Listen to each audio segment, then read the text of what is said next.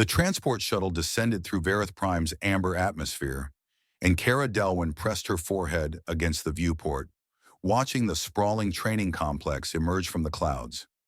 Geometric structures of silver and obsidian stretched across the plateau, and in the distance she could see movement. Hundreds of small figures darting between obstacles. The Cubs. "You understand the assignment is unprecedented," Commander Thelrix had told her 3 days prior, his four eyes blinking in sequence. "No human has ever been assigned to train Verith youth. Your species is fragile, breakable. The Cubs will not understand your limitations." Cara had simply smiled. "Then I'll teach them." The Verith were the galaxy's elite warriors, 7-foot-tall predators with reflexes that put most species to shame. Their children began combat training at age 4.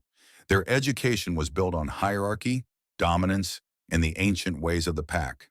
To them, humans were curiosities, slow, soft creatures who had somehow clawed their way to the stars through stubbornness and ingenuity rather than natural gifts. The shuttle touched down with barely a whisper.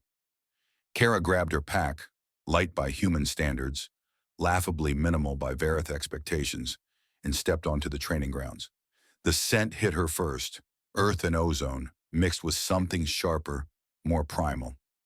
Then came the sound, hundreds of young voices, chittering and growling in their native tongue. The training master, a grizzled female named Shkara, stood waiting at the entrance, her fur silver with age. "Human Delwyn," Shkara rumbled, the universal translator rendering her words in flat, emotionless tones that failed to capture the skepticism in her bearing. "The younglings are in the central yard. I will observe your first session. Try not to be eaten." It might have been a joke. Cara wasn't entirely sure. They walked through corridors lined with battle trophies, skulls of creatures from 100 worlds, weapons forged in fires Cara couldn't imagine. Finally, they emerged into the training yard, and Cara's breath caught. Hundreds of Verith cubs, ranging from knee-high to chest-high on her, filled the space. They wrestled, they climbed, they chased each other with unbridled energy. Their fur ranged from midnight black to russet red, their eyes gleaming with intelligence and mischief. The moment Cara stepped into view, everything stopped. Hundreds of eyes locked onto her. The silence was deafening. Shikara's voice boomed across the yard. "This is Instructor Cara Delwyn. She is human. She is here to teach you. You will respect her as you respect any instructor." A ripple of whispers spread through the cubs. Cara could hear fragments of their speech, even without translation. "So small. No claws. Look at her teeth." Then, without warning, the silence shattered. A blur of tawny fur exploded from the pack. A cub, smaller than most, but moving with breathtaking speed. He sprinted directly toward Cara, and for a heartbeat, her training screamed at her to step back, to defend herself. Instead, she knelt. The cub, Romaro Swiftpaw, she would learn later, skidded to a halt inches from her, his golden eyes wide with curiosity rather than aggression.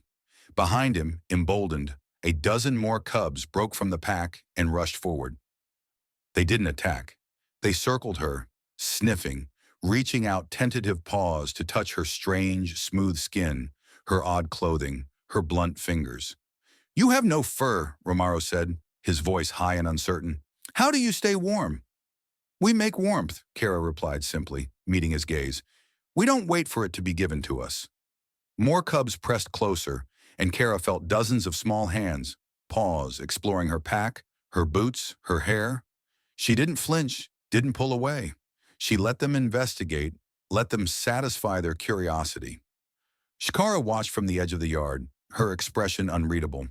Finally, Cara stood. The cubs backed up slightly but didn't retreat.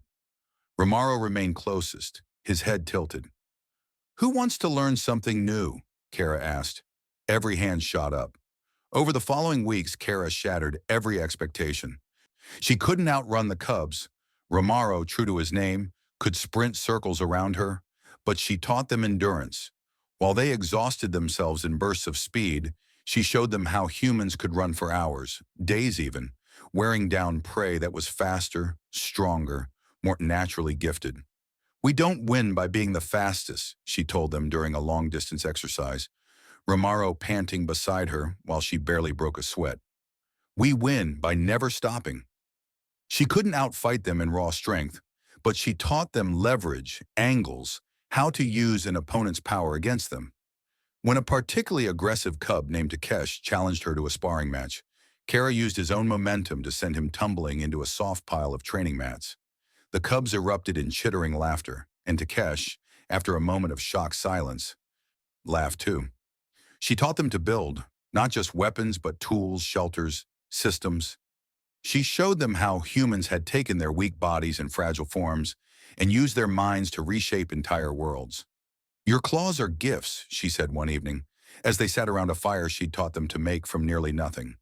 But gifts can be taken. Skills, knowledge, those are yours forever. Romaro, who had become her shadow, asked, "Is that why humans are strong? Because they have no gifts?" Kara smiled. "We're strong because we decided being weak wasn't an option." By the end of the training cycle, something had changed. The cubs no longer saw Kara as fragile or limited. They saw her as she was, a human with all the terrifying persistence and creativity that implied. On her final day, Shakara approached her as the cubs practiced the endurance techniques Kara had taught. "I doubted you," the old warrior admitted. "I thought you would break, or flee, or fail to command their respect." "And now?" Kara asked. Shakara watched Romaro lead a group through an obstacle course, not with pure speed, but with the steady, relentless pace Kara had instilled in them. "Now I understand why the galaxy fears your kind," Shakara said quietly. "You do not conquer with strength. You conquer by refusing to be conquered." Kara looked at the cubs, her cubs now in a way, and felt pride swell in her chest. "That's the human way," she said.